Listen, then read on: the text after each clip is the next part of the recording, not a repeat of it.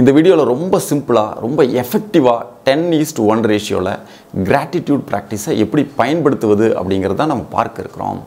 சரி, நம்ம gratitude practice பற்றி பல வீடியோக்கள் பப்ளிஷ் பண்ணிட்டோம்.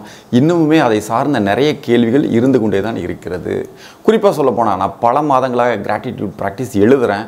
பெரிய மாற்றத்தை நான் பார்க்க. இன்னொன்று, நான் நிறைய நாட்கள் இதை எழுதி பார்த்துட்டேன். எனக்கு இது ஒரு பழக்கமாகவே மாற மாட்டேங்குது அப்படிங்கிற ஒரு விஷயம். மூன்றாவது, இந்த கிராட்டிடியூட் ப்ராக்டிஸ்னால் நான் கேள்விப்பட்டிருக்கேன். இது என்னென்னு எனக்கு முழுமையாக தெரியாது.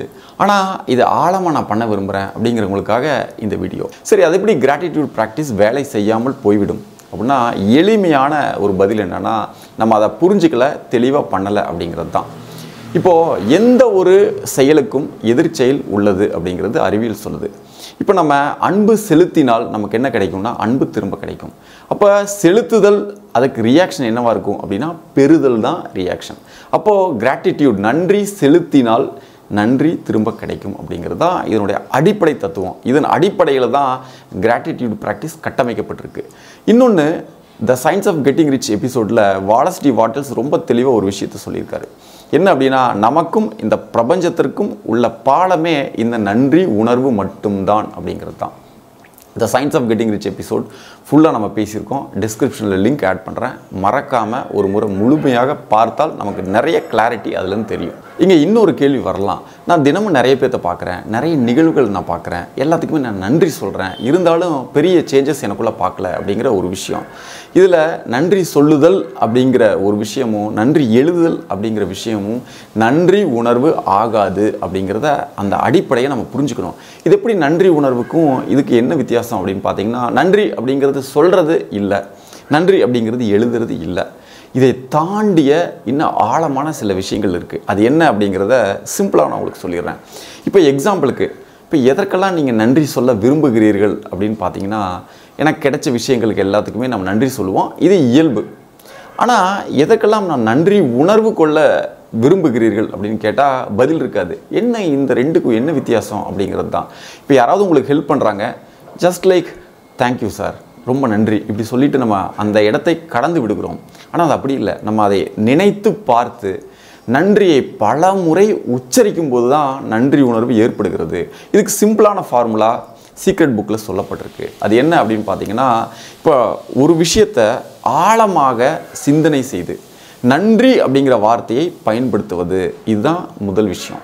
சரி, இந்த நன்றிங்கிற வார்த்தையை விழிப்புணர்வோட ஆழமாக ஒரு உணர்தலோட எந்த அளவிற்கு அதிகமாக நம்ம பயன்படுத்துகிறோமோ இந்த வார்த்தையை, நன்றி உணர்வு ஏற்படும். எந்த அளவிற்கு நாம் நன்றியை அதிகமாக உணர்கிறோமோ அந்த அளவுக்கு அபண்டன்ஸ், அபரிமிதம் நமக்குள்ள நம்மளுடைய வாழ்க்கையில் உருவாகும் அப்படிங்கிறது தான் சிம்பிள் கான்செப்ட். இப்போ நீங்கள் ரீகால் பண்ணி பாருங்கள். ஜஸ்ட் நீங்கள் நன்றி சொல்லியிருக்கீங்களா, இல்லை நன்றியை உணர்ந்திருக்கிறீர்களா அப்படின்னு பார்த்தா நிறைய இடங்களில் நன்றி சொல்லியிருப்போம், அவ்வளோதான். அதுக்கு அவங்களும் பெரிய ஒரு நன்றியை சொல்லிட்டு போயிட்டே இருந்திருப்பாங்க. இந்த நன்றி உணர்வு தான் நமக்கும் இந்த பிரபஞ்சத்திற்கும் உள்ள ஒரு பாலம் அப்படின்னு சொல்லப்படுகிறது. இது வாலஸ் டி வாட்டர்ஸ் தெளிவாக பதிவு பண்ணுறாரு. சரி, இந்த இடத்துல நம்ம எப்படி பயன்படுத்துவது அப்படின்னா ரொம்ப சிம்பிள். நான் வேலையை குறித்து மகிழ்ச்சியாக இருக்கிறேன் அப்படிங்கிற வார்த்தையை ஆரம்பிங்க. நான் இதை குறித்து மகிழ்ச்சியாக இருக்கிறேன் அப்படிங்கிற விஷயத்தை போடுங்க. நான் இதை குறித்து ஆனந்தமாக இருக்கிறேன், இதை குறித்து நன்றியோடு இருக்கிறேன் அப்படிங்கிற அந்த வார்த்தையிலேருந்து ஆரம்பிக்கணும். இது முதல் விஷயம். இரண்டாவது, ஏனென்றால் அப்படின்னு சொல்லி ஏன் நீங்கள் மகிழ்ச்சியாக இருக்கீங்க அப்படிங்கிறது ரொம்ப டீட்டெயில்டாக எழுதுங்க. அது ஒரு 5 லைன் வந்தாலும் சரி, 50 லைன் வந்தாலும் சரி, டீட்டெயில்டாக எழுதுங்க. ஒரு விஷயத்துக்கு எந்த அளவுக்கு நீங்கள் டீட்டெயில்டாக எழுதுறீங்களோ அந்த அளவுக்கு அதை நீங்கள் உள்வாங்கி கொண்டு இருக்கிறீர்கள் அப்படிங்கிற அந்த அர்த்தத்தில் அது வருது. இன்னொன்று, இது எழுதி முடித்ததுக்கப்புறமா நீங்கள் நன்றி அப்படிங்கிற வார்த்தையை ஒரு 3 முறையில் 5 முறை பயன்படுத்துங்க. இப்போது இந்த சென்டென்ஸை நீங்கள் படித்து பாருங்கள். நான் என் வேலையை குறித்து மகிழ்ச்சிகரமாக இருக்கிறேன், ஏனென்றால் அப்படின்னு சொல்லி ஒரு கதையே எழுதியிருப்பீங்க.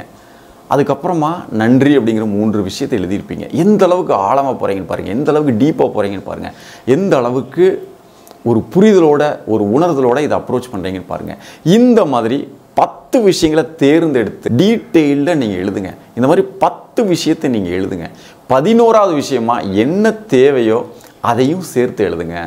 10 விஷயங்கள் நம்ம வாழ்க்கையில் ஏற்கனவே நாம் நிறைய விஷயங்களை பெற்றிருக்கிறோம். அதற்காக நன்றி உணர்வோடு அதை எழுதுவது. 11வது விஷயமா நமக்கு எது தேவையோ அதை அடைந்து விட்டதைப் போல் அதை அடைந்து விட்டு நன்றியை தெரிவிக்கும் விதமாக அதையும் எழுத வேண்டும். இவ்வளோதான் விஷயம். இதுதான் 10:1. இப்போ இதனால் என்ன நடக்கும் அப்படின்னு பாருங்கள். நீங்கள் நிறைய விஷயங்களை நம்ம நன்றி உணர்வு சார்ந்த விஷயங்களை நம்ம சிந்தித்து எழுதும் பொழுது நமக்குள்ளே ஒரு அற்புதமான ஒரு உணர்வு இருக்கும். அது ஒரு மொமெண்டமாக இருக்கும். அந்த உணர்விலேயே நமக்கு இது தேவை அப்படிங்கிற விஷயத்தையும் நம்ம வெளிப்படுத்தி விட வேண்டும். இது நல்ல ஒரு ரிசல்ட்டை கொடுக்கும். இது எப்பெல்லாம் பயன்படுத்தலாம் அப்படின்னா, தினமும் காலையில் எழுந்த உடனே ஃபஸ்ட்டு இதை பண்ணிடுறது நல்லது. அன்னைக்கே நீங்கள் ரிசல்ட்டை பார்ப்பதற்கு அதிகமான வாய்ப்புகள் இருக்குது.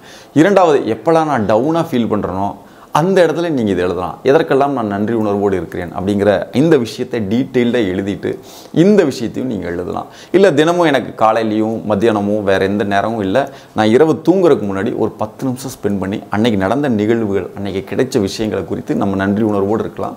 ப்ளஸ் இந்த 10:1 ஃபார்முலாவை இதை நீங்கள் அப்ளை பண்ணலாம். இது நீங்கள் ஒரு 2 நாள் 3 நாள் இல்லை மேக்ஸிமம் ஒரு 6 நாள் 7 நாள் நீங்கள் பண்ணிட்டு பாருங்கள். உங்களுடைய லைஃப்பில் நீங்கள் பார்க்கக்கூடிய எத்தனையோ விஷயங்கள் மாறி இருக்கும். அது தினமுமே மாறி இருக்கலாம், நமக்கு தெரியாமல் போயிருந்திருக்கும். ஆனால் இந்த விஷயத்தை நீங்கள் பயன்படுத்தும் பொழுது அந்த மாற்றத்தை முழுமையாக உணர முடியும். சரி, இது ஜென்ரலாக இருக்குது. எனக்கு பிஸ்னஸ் சார்ந்தோ இல்லை வேலை சார்ந்தோ இல்லை எனக்கு ஹெல்த் சார்ந்தோ ஏதாவது ஒரு விஷயத்தை நான் ஆழமாக போக விரும்புகிறேன் அப்படின்னா அந்த ஒரு விஷயத்தை எடுத்து அதில் நீங்கள் நன்றியோடு இருப்பதற்கான 10 விஷயங்களை எழுதுங்க. டீட்டெயிலில் எழுதுங்க. நன்றி உணர்வை வெளிப்படுத்துங்க. ப்ளஸ் என்னவெல்லாம் நீங்கள் அதில் சாதிக்க விரும்புகிறீர்களோ, என்னவெல்லாம் மாற்றத்தை விரும்புகிறீர்களோ அதையும் நீங்கள் எழுதுங்க. அப்போ 10 விஷயத்தை நீங்கள் ஆல்ரெடி என்னவெல்லாம் கிடைச்சிருக்கோ அந்த பர்டிகுலர் விஷயத்தில் அதை நீங்கள் அப்ளை பண்ணுங்கள்.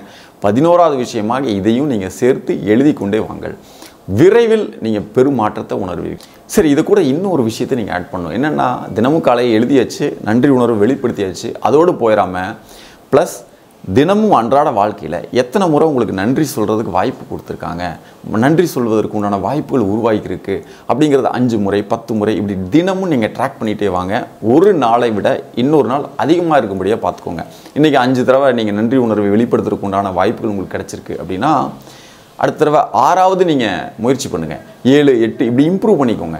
அட்லீஸ்ட் ஒரு 10 15வது நீங்கள் இம்ப்ரூவ் பண்ணிக்கோங்க. இந்த மாதிரி ஒரு நாட்கள் செய்து வந்தாலே நீங்கள் எதிர்பார்த்த எந்த விஷயமா இருந்தாலும் சரி அந்த விஷயம் நடைபெறுவதற்கு உண்டான நிறைய சாத்தியக்கூறுகள் உருவாயிருக்கும். அதை பற்றி நிறைய பேர் உங்கள்கிட்ட வந்து பேசுவாங்க. இது நம்ம ஏற்கனவே நிறைய வீடியோக்களை நம்ம பேசியிருக்கோம். இதை பற்றி இன்னும் டீட்டெயில்டாக எனக்கு ஸ்டெப் பை ஸ்டெப் கைடு வேணும் அப்படின்னா ஏற்கனவே ஃப்ரீ கோர்ஸ் நம்ம லான்ச் பண்ணியிருக்கோம். அந்த கோர்ஸுடைய லிங்க் நான் டிஸ்கிரிப்ஷனில் ஆட் பண்ணுறேன். 30 நாள் இருக்கும் அந்த ப்ராக்டிஸ். 30 நாள் நீங்கள் பிளான் பண்ணி அதை தினம் அதில் சொல்லப்பட்ட விஷயங்களை ஃபாலோ பண்ணிகிட்டே வாங்க. எந்த அளவுக்கு மாறி இருக்கும் அப்படிங்கிறது நீங்கள் உணர்வீர்கள். இந்த விஷயத்தை தான் நான் உங்கள்கிட்ட ஷேர் பண்ணணும்னு நான் நினச்சேன்.